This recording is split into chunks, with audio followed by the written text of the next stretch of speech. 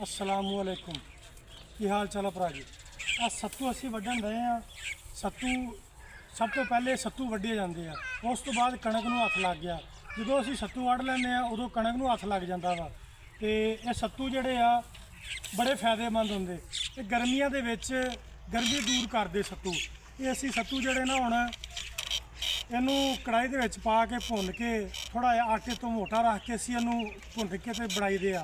ये शक्कर च पा के इनू बड़े वधिया बनदे आ। ये गर्मियां दे विच सिर तो पैर सिर दे वालों तो लग के पैरों के नोहां तक इहदी गर्मी दूर हो जाती आ।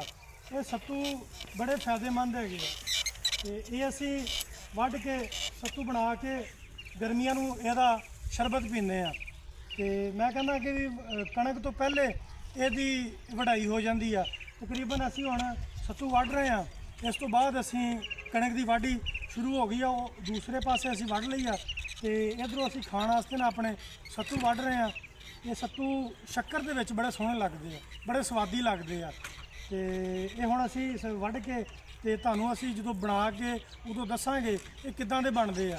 ਤੁਹਾਨੂੰ ਦਿਖਾਵਾਂਗੇ ਸ਼ੱਕਰ ਪਾ ਕੇ। ਇਹ ਚੀਨੀ ਦੇ ਵਿੱਚ ਮਜ਼ੇਦਾਰ ਨਹੀਂ ਲੱਗਦੇ।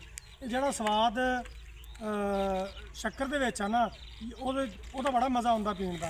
गर्मियां नूं इहदी गर्मी दूर हो जाती आ। ते ओके, अल्लाह हाफिज़।